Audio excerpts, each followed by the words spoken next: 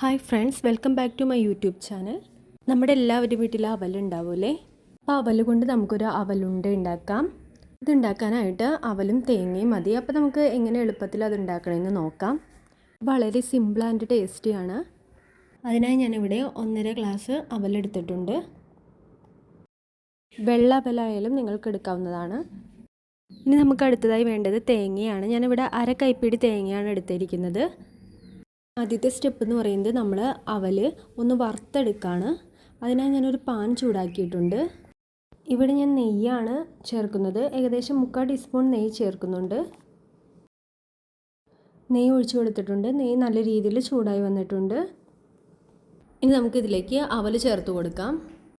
അവൽ ചേർത്ത് നമുക്കൊന്ന് ഇളക്കി കൊടുക്കാം. ഇത് പാതി വേവായാൽ മതി.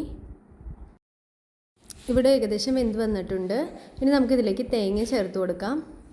ഇവിടെ 1/2 കൈപ്പിടി തേങ്ങയാണ് എടുത്തിട്ടുള്ളൂ. നിങ്ങൾക്ക് വേണമെങ്കിൽ കൂടുതൽ ചേർക്കണമെങ്കിൽ ചേർത്ത് കൊടുക്കാം.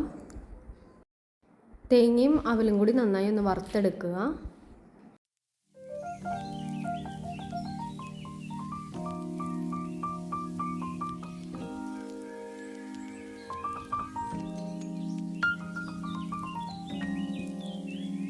ഇവിടെ വറുത്ത് വന്നിട്ടുണ്ട്. ഇനി നമുക്കിത് മിക്സിയിലിട്ടൊന്ന് അടിച്ചെടുക്കണം. അതിനായി ഞാനിവിടെ ഒരു മിക്സിയുടെ ജാറിലേക്ക് പകർത്തുന്നുണ്ട്. വെള്ളം ചേർക്കാതെ നമുക്കിതൊന്ന് അടിച്ചെടുക്കാം.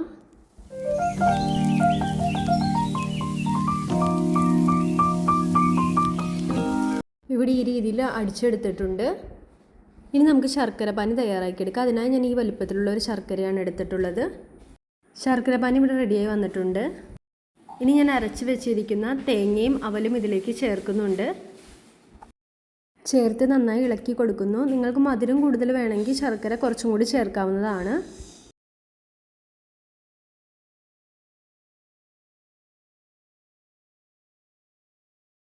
ഇവിടെ ഇത് നല്ലപോലെ മിക്സായി വന്നിട്ടുണ്ട്. നമുക്ക് ഇത് ചൂടാറിയ ശേഷം ചെറിയ ഉണ്ടകളാക്കാം.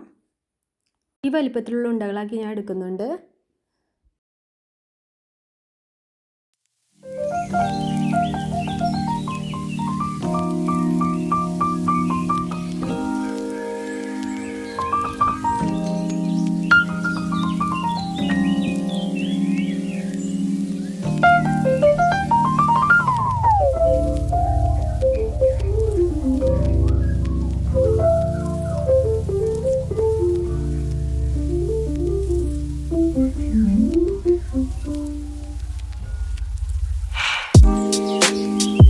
ഇവിടെ ഉണ്ടകളെല്ലാം റെഡി ആയിട്ടുണ്ട്.